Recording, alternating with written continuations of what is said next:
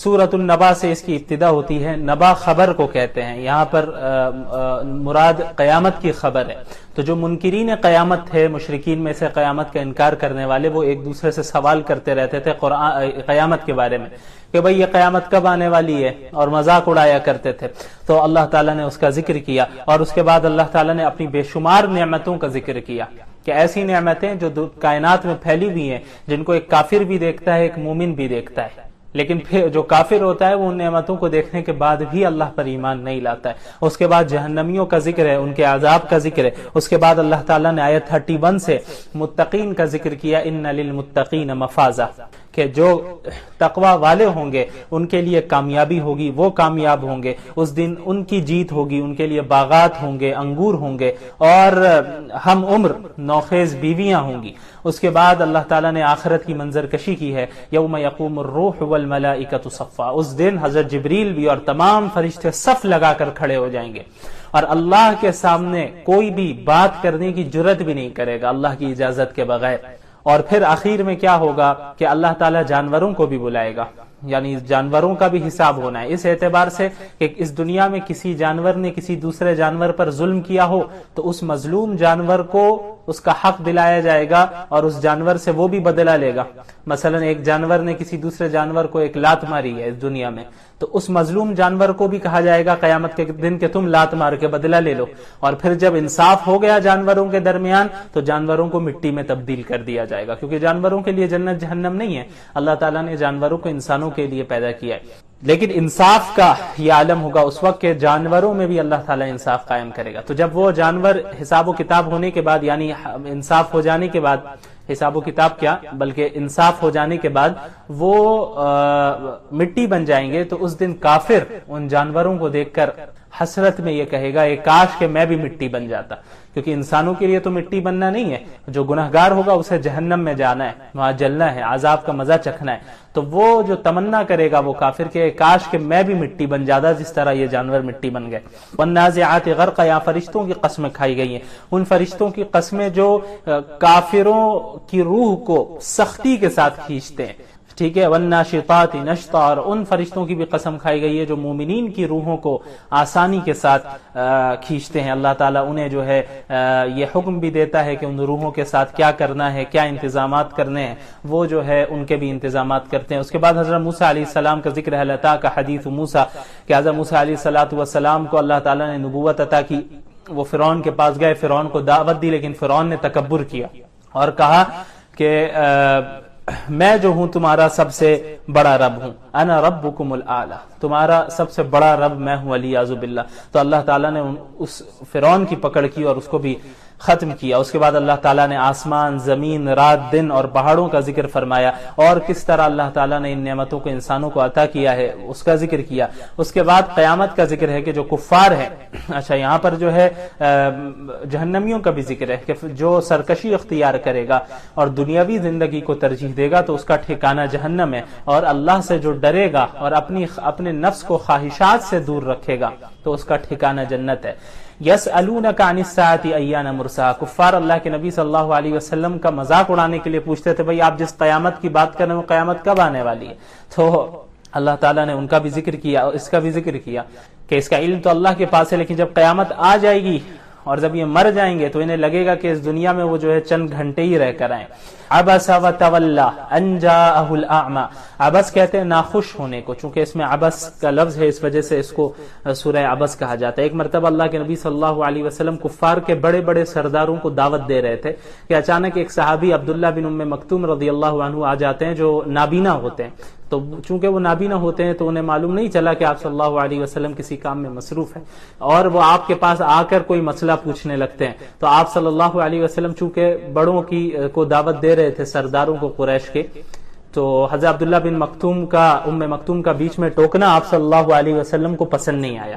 تو آپ صلی اللہ علیہ وسلم نے انہیں اعراض کیا ان کی طرف جو ہے توجہ نہیں دی. تو اللہ تعالیٰ کو یہ بات پسند نہیں آئی کہ بھئی آپ نے ان کی طرف توجہ کیوں نہیں دی. یعنی اگرچہ وہ ایک نابینا شخص ہے لیکن وہ اگرچہ اور اگرچہ آپ سرداروں کو دعوت دے رہے ہیں, ایک اہم کام کر رہے ہیں, لیکن جب ایک مخلص طالب علم آپ کے پاس آئے تو اس کی طرف متوجہ ہو جائیں. مشرکین اللہ کے نبی, یہ تھا کہ مشرکین اللہ کے نبی صلی اللہ علیہ وسلم سے فرمائشی معجزات کا مطالبہ کیا کرتے تھے.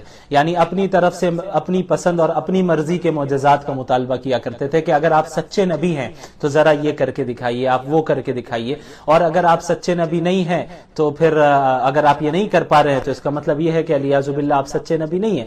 بہرحال اللہ تعالیٰ نے فرمایا وَلَوْ أَنَّنَا نَزَّلْنَا إِلَيْهِمُ الْمَلَائِكَةَ وَكَلَّمَهُمُ الْمَوْتَى وَحَشَرْنَا عَلَيْهِمْ كُلَّ شَيْءٍ قُبُلًا مَا كَانُوا لِيُؤْمِنُوا, کہ یہ لوگ جو آپ سے معجزات کا مطالبہ کر رہے ہیں, یہ لوگ جو آپ سے اپنی پسند کی اور اپنی مرضی کے معجزات کا مطالبہ کر رہے ہیں, یہ محض ہٹ دھرمی کی بنیاد پہ کر رہے ہیں, یہ ایمان لانے کے لیے نہیں کر رہے ہیں. یہاں تک کہ اگر ہم ان پر فرشتوں کو نازل کر دیں اور ان سے جو ہے مردے بات کرنے لگ جائے تب بھی یہ ایمان نہیں لانے والے, کیونکہ یہ معجزات کو دیکھ کر ایمان انہیں لانا ہوتا تو بہت پہلے لے آتے. اللہ کے نبی صلی اللہ علیہ وسلم کے ساتھ اللہ نے اتنے معجزات دیے اور اتنی کھلی نشانیاں اللہ کے نبی صلی اللہ علیہ وسلم کے سچے نبی ہونے کی موجود ہیں کہ جو حق کا طالب ہوگا, حق کو تلاش کرنے والا اور اسے قبول کرنے والا ہوگا, وہ ہر حال میں جو ہے اسے قبول کر لے گا. وہ اپنی طرف سے یہ نہیں کہے گا اگر نبی ہے تو یہ کر کے دکھائیں اور وہ کر کے دکھائیں. بہرحال اس کے بعد اللہ کے نبی صلی اللہ علیہ وسلم کو تسلی دی جا رہی ہے وَكَذَلِكَ جَعَلْنَا لِكُلِّ نَبِيٍّ عَدُوًّا شَيَاطِينَ الْإِنسِ وَالْجِنِّ, کہ ان کی دشمنی سے آپ پریشان نہ ہو. آپ کے خلاف سازشیں کی جا رہی ہیں, یہ لوگ آپ کے خلاف پروپیگنڈا کر رہے ہیں, یہ آپ کے خلاف جو ہے ایک دوسرے سے باتیں کر رہے ہیں, آپ پر تہمتیں لگا رہے ہیں, تو ان کی دشمنی سے آپ پریشان نہ ہو. بلکہ آپ سے پہلے بھی جو انبیاء آئے ہیں ہر ایک نبی کے لیے انسانوں میں سے بھی اور جنات میں سے بھی اسی طرح دشمن تھے. یعنی جس نے بھی حق کی دعوت کا اعلان کیا اور لوگوں کو حق کی طرف دعوت دی ہے اور بلایا ہے, توحید کی طرف بلایا, بت پرستی کو چھوڑنے کی دعوت دی, اس کا کوئی نہ کوئی دشمن رہا ہے, جنوں میں سے بھی اور انسانوں میں سے بھی. لہٰذا آپ کو ڈٹے رہنا ہے, آپ ان کی دشمنی کی فکر نہ کریں. اس کے بعد اللہ تعالیٰ نے مومن اور کافر کی مثال دی ہے. کس طرح؟ أَوَمَنْ كَانَ مَيْتًا فَأَحْيَيْنَاهُ وَجَعَلْنَا لَهُ نُورًا يَمْشِي بِهِ فِي النَّاسِ كَمَنْ مَثَلُهُ فِي الظُّلُمَاتِ لَيْسَ بِخَارِجٍ مِنْهَا. یہاں مومن اور کافر کی مثال ایک زندہ اور مردے کی حیثیت کی مثال سے سمجھایا گیا ہے کہ مومن کی مثال ایسی ہے کہ وہ ایک زندہ شخص ہے اور کافر کی مثال ایسی ہے کہ وہ ایک مردہ شخص ہے. یعنی ایک زندہ اور مردے میں کتنا فرق ہوتا ہے, ایمان والے اور کفر والے میں اتنا ہی فرق ہے. اسی طرح ایمان کی مثال روشنی ہے اور کفر کی جو مثال ہے وہ اندھیرا ہے. تو روشنی اور اندھیرے میں کتنا فرق ہوتا ہے, کتنا یہ ایک دوسرے سے الگ ہیں یہ دونوں. اسی طرح ایمان اور کفر کا معاملہ ہے. اس کے بعد اللہ تعالی محشر میں سوال کریں گے جنوں سے بھی اور انسانوں میں سے بھی, ان جنوں اور ان انسانوں سے جو اللہ رب العالمین کی نافرمانی کرتے آئے اپنی زندگی میں. کیا کہیں گے؟ یا معشر الجن والانس الم یاتیکم رسل منکم یقصون علیکم آیاتی وینذرونکم لقاء یومکم ھذا, کہ اے جن و انس کیا تمہارے پاس تم میں سے انبیاء نہیں آئے, رسول نہیں آئے جو ہماری آیتوں کو پڑھ کر تمہیں سناتے تھے اور اس دن کی ملاقات سے جو ہے تمہیں ڈراتے تھے کہ قیامت کا دن آنے والا ہے, اس سے پہلے باز آ جاؤ. تو بہرحال یہ جو نافرمان ہوں گے یہ اس دن اپنی نافرمانی کا اعتراف کریں گے. اس کے بعد مشرکین کے ایک غلط عقیدے اور نظریے کی تردید کی اللہ تعالیٰ نے. وَجَعَلُوا لِلَّهِ مِمَّا ذَرَأَ, آیت نمبر 136, وَجَعَلُوا لِلَّهِ مِمَّا ذَرَأَ مِنَ الْحَرْثِ وَالْأَنْعَامِ نَصِيبًا فَقَالُوا هَذَا لِلَّهِ بِزَعْمِهِمْ وَهَذَا لِشُرَكَائِنَا, کہ مشرکین جو تھے وہ کھیتی اور جانوروں کی جو پیداوار ہوا کرتی تھی اس میں ایک حصہ اللہ رب العالمین کے لیے کر دیا کرتے تھے اور ایک حصہ اپنے بتوں کے لیے رکھتے تھے. اللہ رب العالمین کا جو حصہ ہوتا تھا وہ فقراء اور مساکین میں تقسیم کر دیتے تھے, اور بتوں کے لیے جس حصے کو مقرر کیا ہوا تھا ان لوگوں نے وہ بت خانے میں کے جو مجاور ہوا کرتے تھے, مجاوروں میں جو ہے اسے تقسیم کرتے تھے. تو اللہ تعالیٰ نے فرمایا کہ کیسی بری تقسیم ہے کہ یہ ساری چیزیں تو اللہ ہی نے پیدا کی, بتوں نے کیا کیا ہے؟ لیکن تم اللہ کے ساتھ شریک ٹھہرا رہے ہو اور اللہ کے لیے بھی ایک حصہ رکھ رہے ہو اور بتوں کے لیے بھی ایک حصہ رکھ رہے ہو. یہ تو غلط بات ہے، حالانکہ ان تمام چیزوں کو اللہ ہی نے پیدا کیا. اس کے بعد مشرکین کو کی جو جاہلانہ رسم تھی اس کی تردید کی اللہ تعالیٰ نے. وَكَذَلِكَ زَيَّنَ لِكَثِيرٍ مِّنَ الْمُشْرِكِينَ قَتْلَ أَوْلَادِهِمْ شُرَكَاؤُهُمْ لِيُرْدُوهُمْ وَلِيَلْبِسُوا عَلَيْهِمْ دِينَهُمْ. ان کی بہت سی بری عادتیں تھی. ان میں سب سے بڑی ایک بری عادت تھی بیٹیوں کو قتل کر دینا. یعنی بیٹا پیدا ہوتا تو بہت خوش ہو جاتے، لیکن اگر کوئی بیٹی پیدا ہو جاتی تو کیا ہوتا کہ چہرہ سیاہ پڑ جاتا، لوگوں سے شرمائے ہوئے پھرتے رہتے، شرماتے پھرتے، اور یہاں تک کہ زندہ بیٹیوں کو دفن کر دیا کرتے تھے. تو اللہ تعالیٰ نے اس کی تردید کی کہ یہ کتنا برا عمل کر رہے ہیں. یعنی اگر بیٹیوں کو ختم کر دیا جائے تو تم کہاں سے پیدا ہو گئے؟ بیٹیوں کے بغیر تو تم بھی نہیں پیدا ہو سکتے تھے، اور یہ نسل کا یہ سلسلہ کیسے جاری رہے گا؟ اس کے بعد ان کی ایک برائی یہ بھی تھی کہ بہت سے جانوروں کو یہ بتوں کے نام پر چھوڑ دیا کرتے تھے. تو اللہ نے اس کی بھی تردید کی. بہت سے جانوروں کو اپنی طرف سے حرام قرار دے دیتے کہ فلاں فلاں جانور حرام ہے. تو اللہ تعالیٰ نے اس کی بھی تردید کی کہ بھئی حلال اور حرام کرنا تمہارے اختیار میں کا ہے. اچھا، یہاں تک کہ یہ مشرکین کیا کرتے تھے کہ بعض جانوروں کا جو دودھ تھا اس کو مردوں کے لیے حلال سمجھتے تھے اور عورتوں کے لیے حرام سمجھتے تھے کہ بھئی فلاں فلاں جانور ہے، اس کا جو دودھ ہے وہ مرد حضرات استعمال کر سکتے ہیں، مردوں کے لیے تو حلال ہے، عورتوں کے لیے حرام ہے. تو اللہ تعالیٰ نے کہا کہ بھئی یہ حلال اور حرام کا مسئلہ تم نے کہاں سے نکال لیا؟ اللہ تعالیٰ نے تردید کی اور بتایا کہ حلال اور حرام کا جو معاملہ ہے یہ صرف اللہ کے اختیار میں، کسی انسان کے پاس اس کا اختیار نہیں ہے. اگر تم کہتے ہو یہ چیزیں حرام ہیں تو دلیل لاؤ، دلیل لا کر دکھاؤ. کیا اللہ نے جب ان چیزوں کو حرام کیا تھا تم تھے موجود اس وقت؟ یقیناً نہیں تھے. تو پھر اللہ پر کیسے بہتان باندھ رہے ہو، کیسی تہمت لگا رہے ہو، کیسا الزام لگا رہے ہو؟ حلال اور حرام کرنا یہ صرف اللہ کے اختیار میں. اللہ جس چیز کو حلال کرنا چاہے گا اسے حلال قرار دے گا، اور جس چیز کو اللہ تعالی حرام قرار دینا چاہے گا اسے حرام قرار دے گا. بہرحال اس کے بعد اللہ تعالیٰ نے اوامر اور نواہی کا بیان کیا ہے. دیکھیں پورے دین کا خلاصہ ہی اوامر اور نواہی ہے. اوامر کسے کہتے ہیں؟ یعنی اللہ تعالیٰ نے جن چیزوں کے کرنے کا حکم دیا ہے انہیں اوامر کہتے ہیں، اور اللہ تعالیٰ نے جن چیزوں سے رکنے کا حکم دیا ہے، بچنے کا حکم دیا ہے، نہیں کرنے کا حکم دیا ہے، انہیں نواہی کہتے ہیں. تو پورے دین کا خلاصہ یہی دو ہے، اوامر اور نواہی. بہت سی چیزیں کو کرنے کا حکم ہے اور بہت سی چیزوں سے دور رہنے کا، بچنے کا حکم ہے. تو اللہ تعالیٰ نے اس جگہ پر اوامر، اور اس اب جو آیت ہے یہاں سے قل تعالوا اتلوا ما حرم ربکم، آیت نمبر 151، قل تعالوا اتلوا ما حرم ربکم علیکم الا تشرکوا به شیئا وبالوالدین احسانا. یہاں پر اوامر و نواہی کا ذکر کیا، تقریباً 10 چیزیں بیان کی. سب سے پہلا حکم دیا کہ والدین کے ساتھ حسن سلوک کرو، اپنے ماں باپ کے ساتھ اچھا سلوک کرو. دوسری چیز رزق کے خدشے سے اولاد کو قتل نہ کرو. مشرکین یہ بھی کرتے تھے کہ بھئی جو ہے عورت حاملہ ہو گئی، بیوی حاملہ ہو گئی، پریگننٹ ہو گئی، تو اب اس بات کا ڈر ہے کہ بھئی اب جو بچہ پیدا ہو جائے گا تو اب اس کے رزق کا کہاں سے انتظام کریں گے، اس لیے مار ڈالو، ختم کرو، ابورشن کروا لیا. تو کیا ہوا؟ یہ اللہ نے کہا کہ یہ قتل کر رہے ہو تم، یہ جائز نہیں ہے. تم رزق کے ڈر سے کیسے اولاد کو، اگرچہ وہ پیٹ میں ہی ہے، اسے تم کیسے قتل کر سکتے ہو؟ یہ بالکل بھی مناسب نہیں ہے. اللہ تمہیں جس طرح رزق دے رہا ہے اللہ بھی اسی کو رزق دے گا. تم رزق کا ڈر کیوں رکھتے ہو؟ اللہ آخر تمہیں بھی تو اللہ روزی دے رہا ہے، آخر تم بھی تو کھا رہے ہو. تو جب وہ دنیا میں آئیں گے، تمہاری اولاد دنیا میں آئے گی، تو اس کو بھی رزق ہم ہی دیں گے اور ہم کھلائیں گے. اس لیے یہ جائز نہیں ہے. اس کے علاوہ بے حیائی اور ہر قسم کی برائی سے رکنے اور بچنے کا حکم دیا. اس کے بعد اللہ تعالیٰ نے کہا کہ کسی کو ناحق قتل نہ کرنا. انسان کی جان کی بڑی اہمیت ہے، اس کی بہت بڑی قیمت ہے، اسی لیے کسی کو ناحق قتل نہیں کرنا. یتیم کا مال نہ کھانا، یعنی مال تو کسی کا نہ کھانا، لیکن بطور خاص یتیموں کے مال میں کوئی ہیر پھیر نہ کرنا اور یتیموں کے مال کو نہ ہڑپ لینا. اسی طرح ناپ تول میں کمی نہ کرنا. یہ ساری بیماریاں رہی ہیں پچھلی قوموں میں بھی اور ہمارے ہاں آج بھی ہے. ہم کوئی چیز بیچنے جا رہے ہیں، کوئی مسلمان بیچ رہا ہے، تو اگر ناپ تول میں کمی کر رہا ہے تو یہ بہت خطرے کی بات ہے. حضرت شعیب علیہ السلام کی قوم کے اندر بھی یہی برائی تھی کہ ناپ تول میں کمی کیا کرتے تھے. وہ جب دیتے تھے تو کم دیتے تھے اور لیتے تھے تو زیادہ لیتے تھے. تو اللہ نے فرمایا کہ ناپ تول میں بالکل کمی نہ کرنا.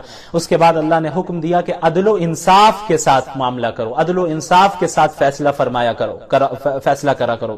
اس کے بعد اللہ کے عہد کو پورا کرو. اللہ سے جو ایگریمنٹ ہے، اللہ سے جو معاہدہ ہوا ہے، اس کو ہر حال میں پورا کرنا ہے، اس کو توڑنا نہیں ہے. اس کے بعد اس سورت کے آخر میں اللہ تعالیٰ نے ایک اصول بیان کیا کہ اللہ دیکھیں آپ کتنا رحیم ہے، کتنا کریم ہے بندوں کے ساتھ. اللہ نے فرمایا کہ من جاء بالحسنۃ فلہ عشر امثالها ومن جاء بالسیئۃ فلا یجزى الا مثلها وهم لا یظلمون، کہ ایک ایسا شخص جو ایک نیکی لے کر آئے گا ہم اس کے بدلے میں اس کے لیے 10 نیکیاں لکھ دیں گے، یعنی اس کا جو بدلہ اور ریوارڈ ملنا ہے وہ 10 نیکیوں کے برابر ملنا ہے. ایک انسان جب ایک نیکی کا ارادہ کرتا ہے نا، ابھی صرف ارادہ کیا اس نے کیا نہیں ہے، تو فرشتہ جو نیک اعمال لکھنے والا فرشتہ ہوتا ہے وہ ایک نیکی اسی وقت لکھ دیتا ہے اور پھر جب وہ اس نیکی کو کر لیتا ہے تو پھر 10 نیکیاں لکھ دی جاتی ہیں. اس کے برخلاف ایک انسان جب گناہ کا ارادہ کرتا ہے، برائی کا ارادہ کرتا ہے، تو گناہ لکھنے والا فرشتہ کچھ نہیں لکھتا ہے، ارادے پہ نیت پہ کچھ نہیں لکھتا ہے، انتظار میں رہتا ہے.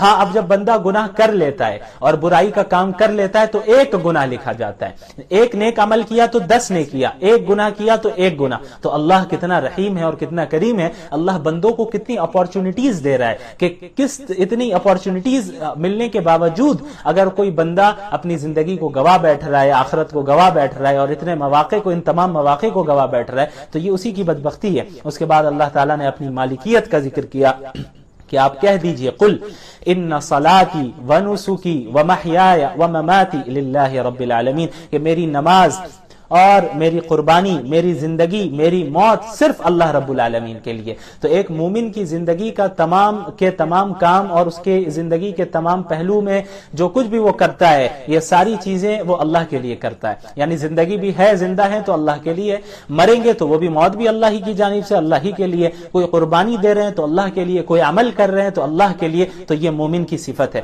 بہرحال اس کے بعد سورۃ الاعراف کی ابتدا ہوتی ہے. اعراف کہتے ہیں حد فاصل کو، ایک دیوار کو. چونکہ اس سورت میں اصحاب اعراف کا ذکر ہے، یعنی جنت والوں کا ذکر ہے، جہنم والوں کا ذکر ہے، اور ان جنت اور جہنم کے بیچ میں جو ایک حد فاصل ہے، دیوار ہے. کچھ لوگ ایسے ہوں گے جو اس دیوار پر انتظار میں ابھی ہوں گے، ابھی ان کا فیصلہ نہیں ہوا ہوگا کہ وہ جنت میں جائیں گے یا جہنم میں جائیں گے. یہ ایسے لوگ ہوں گے جن کی نیکیاں اور برائیاں دونوں برابر ہوں گی، نیکیاں اور گناہ دونوں برابر ہو گئے ہوں گے، لہٰذا ابھی ان کا فیصلہ نہیں ہوا ہوگا کہ انہیں جنت میں جانا یا جہنم میں. تو یہ ابھی انتظار کریں گے اس حد فاصل پر، دیوار پر. ان کا ذکر ہے اس میں، اس لیے انہیں اصحاب اعراف کہا جاتا ہے. بہرحال اس پہ ابھی میں ان کے متعلق بات کرتا ہوں جہاں اس آیت کا ذکر آئے گا. اس کے بعد اللہ تعالیٰ نے اس صورت میں فرمایا کتاب انزل الیک فلا یکن فی صدرک حرج منہ لتنذر بہ وذکری للمؤمنین. اس میں بھی اللہ کے نبی کو تسلی دی گئی ہے صلی اللہ علیہ وسلم کہ آپ کو دعوت و تبلیغ کے کام میں، دین کے کام میں آپ کا دل تنگ نہیں ہونا چاہیے. آپ بس دین کا کام کرتے رہیں، آپ مسلمانوں تک جو ہے دین کا اور انسانیت تک دین کا پیغام پہنچائیے اچھے انداز میں. آپ کا بس یہی کام ہے، قبول کرنا نہیں کرنا یہ ان کے اختیار میں، اور حساب لینا تو ہمارا کام ہے. اس کے بعد ایک بہت ہی اہم آیت والوزن یومئذ الحق، سورہ اعراف آیت نمبر 8. والوزن یومئذ الحق، کہ قیامت کے دن ترازو برحق ہے. ترازو برحق ہے یعنی قیامت کے دن انسان کے اعمال کو تولا جائے گا، وزن کیا جائے گا. یاد رکھیے انسان کے اعمال کو وزن کیا جائے گا، گنا نہیں جائے گا. تو معلوم ہوا کہ بہت سے ایسے لوگ ہوں گے، ہو سکتے ہوں کہ جو بہت سارے اعمال لے کر آ گئے ہوں گے لیکن ان کے اعمال بے وزن ہوں گے. تو وہاں تو ویٹ کا، وزن کا اعتبار ہوگا، کوانٹٹی کا زیادہ اعتبار نہیں ہوگا. یہ سیکنڈری چیز ہے، اصل وزن ہے. بہت سے ایسے لوگ ہوں گے جو اچھے اعمال کر کے آ رہے ہیں لیکن ان کے اعمال کیا ہوں گے؟ بے وزن ہوں گے. اور بہت سے ایسے ہوں گے جو کوانٹٹی میں تو اعمال انہوں نے کم کیے ہیں لیکن وزن والے اعمال ہوں گے، اللہ کے نزدیک قابل قبول ہوں گے. اچھا، اب اعمال کے قبول ہونے کے جو شرائط ہیں، یعنی ہمارے اچھے اعمال میں وزن کیسے پیدا ہو. دیکھیں اس کی 3 چیزیں ہیں، 3 طریقے، بلکہ 3 شرائط ہیں، اور تینوں شرطوں کا پورا ہونا ضروری ہے. اگر ان میں سے ایک بھی شرط نہیں پائی جا رہی ہے تو پھر وہ عمل بے وزن ہے، چاہے آپ کتنے اخلاص کے ساتھ کر رہے ہوں، کوئی فرق نہیں پڑنے والا. سب سے پہلی چیز عقیدہ ٹھیک ہو. یعنی اگر آپ کا عقیدہ ہی درست نہیں ہے تو آپ جتنی نمازیں پڑھ لیجئے، جتنے روزے رکھ لیجئے، تراویح پہ تراویح پڑھتے چلے جائیے، صدقات و خیرات کرتے چلے جائیے، یہ سب بیکار ہے اور اللہ کے نزدیک بالکل بے وزن ہے. ان اعمال کا کوئی وزن ہی نہیں ہوگا. سب سے پہلی شرط یہ ہے اعمال کے قبول ہونے کے لیے کہ انسان کا عقیدہ درست ہونا چاہیے، اس کے بلیف صحیح ہونے چاہیے. دوسری شرط یہ ہے کہ اس کی نیت ٹھیک ہو. عقیدہ ٹھیک ہے لیکن عمل کر رہا ہے ریاکاری کی بنیاد پر، دکھاوے کی بنیاد پہ، نیت اچھی نہیں ہے، نیت میں اللہ کی رضا نہیں ہے، تو پھر یہ عمل بھی بے وزن ہے۔ تو پہلی شرط عقیدہ درست ہو، دوسری شرط نیت درست ہو، تیسری شرط طریقہ درست ہو، یعنی وہ طریقہ سنت رسول کے مطابق ہو، یعنی آپ کا عقیدہ بھی درست ہے، مثلا فار ایگزامپل عقیدہ بھی درست ہے، نیت بھی بڑی اچھی ہے کہ ہم اللہ کے لیے کر رہے ہیں، لیکن جو کام آپ کر رہے ہیں وہ رسول اللہ کی سنت سے ہٹا ہوا ہے، وہ طریقہ رسول اللہ صلی اللہ علیہ وسلم کی سنت سے ہٹا ہوا ہے، تو جب رسول اللہ کی شریعت اور سنت کے مطابق آپ عمل نہیں کر رہے ہیں اور اپنی طرف سے کسی چیز کو ایجاد کر کے اسے عبادت سمجھ کے کر رہے ہیں، تو اللہ کے نزدیک قابل قبول نہیں ہے۔ آپ جتنے بھی اخلاص کے ساتھ کیجئے، آپ قبر پرستی کیجئے، قبروں پہ جائیے اور سجدے کیجئے بڑے اخلاص کے ساتھ کہ بھئی اللہ آپ کے لیے کر رہے ہیں، قبر کے سامنے سجدہ کر رہے ہیں اور رو رو کے گڑ گڑائیے، تو اس سے کوئی فرق نہیں پڑنے والا، کیونکہ آپ شرک کر رہے ہیں، غلط کام کر رہے ہیں، تو یہ اللہ کے نزدیک قابل قبول نہیں، آپ کے اندر کتنا ہی اخلاص کیوں نہ ہو۔ تو اعمال کے قبول ہونے کے لیے، اعمال کا باوزن ہونے کے لیے تین شرطوں کا پایا جانا ضروری ہے۔ نمبر 1 عقیدہ ٹھیک ہو، نمبر 2 ارادہ یعنی نیت ٹھیک ہو، نمبر 3 طریقہ ٹھیک ہو، رسول اللہ کی سنت کے مطابق ہو۔ اس کے بعد حضرت آدم اور ابلیس کا ذکر ہے کہ کس طرح اللہ تعالیٰ نے حضرت آدم کو پیدا کیا اور فرشتوں کو حکم دیا کہ سجدہ کرے، ابلیس نے انکار کیا، مشہور واقعہ ہے، آپ سب جانتے ہیں، اور کس طرح جو ہے یہ شیطان کو مردود ٹھہرایا گیا، اسے نکالا گیا، اور پھر حضرت آدم کا جنت میں رہنا، پھر شیطان کا حضرت آدم کو لغزش دینا، اور پھر حضرت آدم کا جنت سے نکلنا اور زمین پر اترنا، پھر آخر میں اللہ تعالیٰ سے مغفرت کی دعا مانگنا، توبہ کرنا کہ یا اللہ مجھ سے غلطی ہو گئی، اگر آپ نے رحم نہیں کیا، مغفرت نہیں کی، تب تو ہم خسارہ اٹھانے والوں میں ہوں گے۔ تو یہ پورا ذکر ہے۔ اچھا، اب یہاں پہ دیکھیں، جب شیطان کو نکالا جا رہا تھا جنت سے، اللہ تعالیٰ جب ناراض ہو گئے اس سے کہ تم میرا انکار کر رہے ہو میرے حکم کا، اور یہ کہہ رہا ہے کہ میں تو بہتر ہوں، میں آگ سے بنا ہوں، یہ مٹی سے بنا ہے، میں نہیں کروں گا، تو غصے میں اللہ تعالیٰ اسے نکال رہے ہیں۔ لیکن وہ چونکہ اس کے پاس علم بہت زیادہ تھا، اللہ کا عشق نہیں تھا، یہ سب سے بڑی وجہ ہوئی کہ جس کی وجہ سے اللہ کے حکم کی اس نے اطاعت نہیں کی، لیکن علم تو بہت زیادہ تھا شیطان کے پاس، لیکن اس کا علم اسے کوئی فائدہ نہیں پہنچا پایا۔ تو جب اللہ تعالیٰ نے اسے نکالا جنت سے اور حکم دیا کہ چلے جاؤ، تو اس نے اللہ سے اسی حالت میں درخواست کی، انذرنی الی یوم یبعثون، کہ قیامت تک مجھے مہلت دے کر رکھیے، آپ نکال تو رہے ہیں آپ مجھے، لیکن قیامت تک مہلت دے کر رکھیے، قیامت سے پہلے مجھے موت نہ آ جائے، یعنی آخر تک میں رہوں، میں تمام اس آدم کی اولاد کو بہکاؤں گا، انہیں گمراہ کروں گا۔ تو اللہ نے اس کی دعا کو، اس کی درخواست کو قبول کر لیا، اور اللہ نے کہہ دیا کہ جو تمہیں فالو کرے گا، تمہیں اور تمہارے فالوورز کو ایک ساتھ جہنم میں ڈالیں گے، ہاں لیکن جو میرے نیک بندے ہوں گے، مخلص بندے ہوں گے، ان پر تمہارا کوئی کنٹرول نہیں ہونے والا، وہ تو تم سے مقابلہ کریں گے اور جیتیں گے اور میری طرف رجوع کریں گے، مجھ سے جب بھی معافی مانگیں گے میں معاف کر دوں گا۔ یہاں پر ایک نقطے پر غور کرنے کی ضرورت ہے، جب شیطان کو نکالا جا رہا تھا تو اس وقت بھی اس نے اللہ سے دعا مانگی، یعنی اس کے پاس یہ علم تھا کہ اللہ رب العالمین اگرچہ غصے میں ہے، لیکن اللہ کا غصہ اس وقت بھی دعا کی قبولیت کے لیے مانع نہیں ہے، اللہ ابھی بھی دعا قبول کر سکتا ہے، اسی لیے فوراً اس نے اس وقت ہی دعا مانگی کہ یا اللہ، درخواست کی کہ آپ مجھے قیامت تک مہلت دیجئے۔ لہٰذا ہمیں بھی سبق لینا چاہیے، اس سے یہ اشارہ بھی ملتا ہے کہ وہ بندے جتنے بھی گنہگار ہوں، یہ نہ سوچے کہ ہم اللہ سے دعا مانگیں گے تو اللہ ریجیکٹ کر دے گا۔ اللہ یقیناً ہو سکتا ہے کہ غصہ ہو ہمارے اعمال کی بنیاد پر، لیکن اس کے باوجود اللہ دعا قبول کر لے گا، لیکن ہمیں اللہ کی طرف رجوع کرنا ہوگا، اور اپنے گناہوں کی وجہ سے بالکل یہ نہ سمجھے ہم کہ ہم تو اس لائق ہی نہیں ہے کہ اللہ کی طرف رجوع کرے، یہ بھی شیطان کا ایک دھوکہ ہوتا ہے۔ جو جتنا گناہگار ہے، جتنا بھی ہو، فوراً اللہ کی طرف رجوع کرے۔ بہرحال اب چونکہ شیطان نے حضرت آدم کو بہکایا تھا اور جنت سے نکلنا پڑا انہیں، تو جب وہ نکلے تو جنتی لباس بھی ان کے جسم سے اتر گیا اور انہیں برہنہ ہونا پڑا۔ تو اللہ تعالیٰ نے یہاں پر لباس کی اہمیت بتائی، یا بنی آدم قد انزلنا علیکم لباس یواری سوآتکم وریشا ولباس التقوی ذالک خیر۔ یہاں دو قسم کے لباس کا ذکر ہے، ایک تو ظاہری لباس، یہ جو میں نے پہن کے رکھا ہے، جو آپ سب پہن کر ہوں گے، تو یہ لباس، اس کے ذریعے ہم اپنے ستر کو چھپاتے ہیں، اپنے جسم کو چھپاتے ہیں، تو یہ اللہ کی بہت بڑی نعمت ہے۔ لیکن اس کے علاوہ ایک اور لباس ہے، وہ تقوی کا لباس ہے۔ اللہ نے فرمایا ذالک خیر، وہ خیر ہے، وہ بہتر ہے۔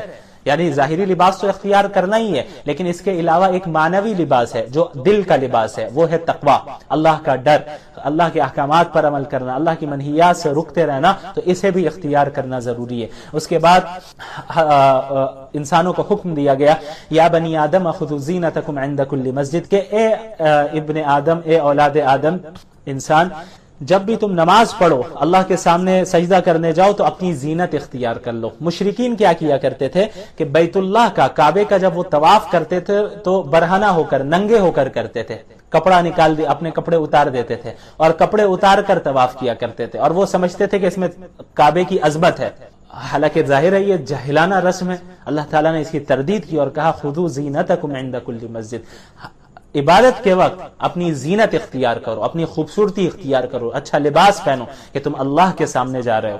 بہرحال اس کے بعد پھر ہے والذین آمنوا وعملوا الصالحات لا نکلف نفسا الا وسعها اولئک اصحاب الجنۃ هم فیہا خالدون، کہ جو ایمان لے آئے اور جنہوں نے نیک اعمال کیے، ہم کسی بھی جان کو اس کی طاقت سے زیادہ مکلف نہیں بناتے۔ یہ پہلے بھی گزر چکا ہے کہ اللہ جو بھی احکامات دیتا ہے، جو کچھ بھی انسان کے اوپر حالات لاتا ہے، وہ اس کی طاقت کے بقدر ہی لاتا ہے۔ ایسا نہیں ہو سکتا کہ کوئی ایسا حکم دے دے جو انسانی طاقت کے باہر ہو، ناممکن ہو، اور یہی وہ لوگ ہیں جو جنت والے ہیں، جس میں ہمیشہ رہنے والے ہیں۔ اس کے بعد اب یہاں پہ اصحاب اعراف کا ذکر ہے۔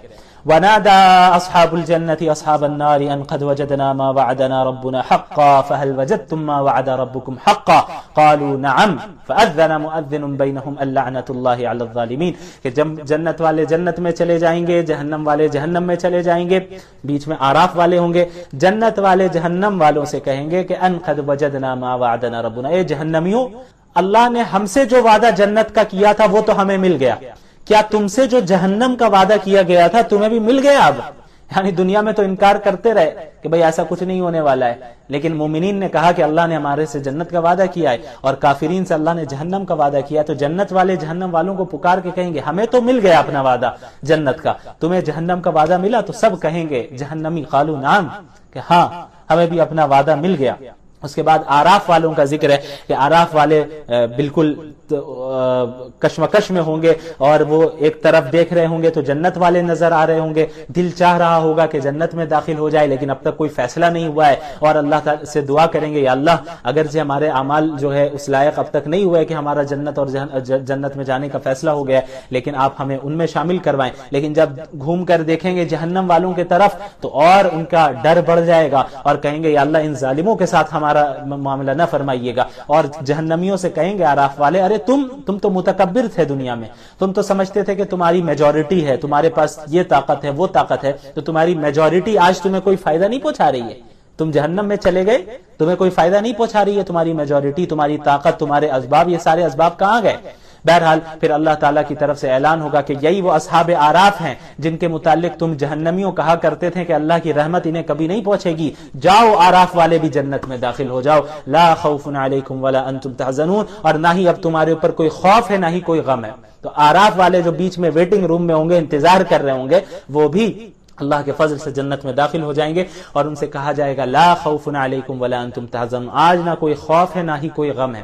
دیکھیں خوف کا تعلق فیوچر سے ہوتا ہے اور غم کا تعلق پاسٹ سے ہوتا ہے، یعنی پاسٹ میں کوئی بری چیز ہو گئی، کوئی حادثہ ہو گیا تو اب انسان غمگین بیٹھا ہے، لیکن خوف اور ڈر کب ہوتا ہے کہ جب فیوچر میں کسی بری چیز کے ہونے کا اندیشہ ہو کہ کہیں ایسا نہ ہو جائے، کہیں ویسا نہ ہو جائے، تو خوف۔ تو اللہ نے فرمایا نہ غم ہوگا نہ خوف ہوگا، معلوم ہوا کہ پاسٹ میں جو کچھ کر کے آئے اس پر کوئی جو ہے ندامت نہیں ہوگی، اور فیوچر کا کوئی اب ڈر نہیں ہوگا کیونکہ جنت میں داخل ہو گئے، یعنی ٹینشن فری لائف جنت میں گزارنے کو انہیں ملے گی۔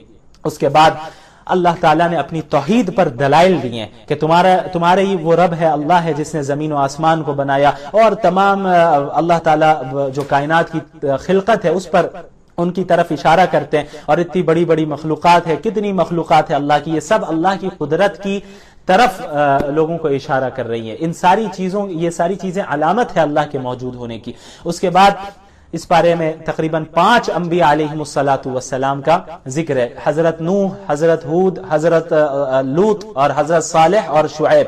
نوح، ہود، صالح، لوط اور شعیب علیہم السلام، ان حضرات کی قوموں کا ذکر ہے، ان کا ذکر ہے، اور ان کی قوموں نے کس طرح انہیں جھٹلایا اس کا ذکر ہے۔ ان تمام انبیاء کے واقعات کو ذکر کرنے کا جو بنیادی مقصد ہے، ایک مقصد تو یہ ہے کہ اس میں یہ بتا دیا گیا کہ تمام انبیاء جو آئے سب نے سب سے پہلے ایک ہی چیز کی طرف دعوت دی، یعنی سب کے ہاں یہ چیز سیم پائی جاتی ہے۔ وہ کیا ہے؟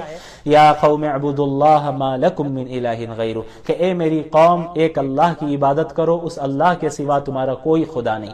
یعنی تمام انبیاء جتنے آئے ہیں حضرت آدم سے لے کر محمد رسول اللہ صلی اللہ علیہ وسلم تک، سب کے درمیان یہ چیز سیم رہی ہے کہ سب نے توحید کی دعوت دی ہے، سب نے ونس آف اللہ کی دعوت دی ہے، شرک اور بت پرستی کے خلاف جو ہے لوگوں کو بتایا ہے، اور ایک اللہ کی طرف دعوت دی ہے۔ یہ تمام انبیاء کے اندر یہ چیز سیم پائی گئی۔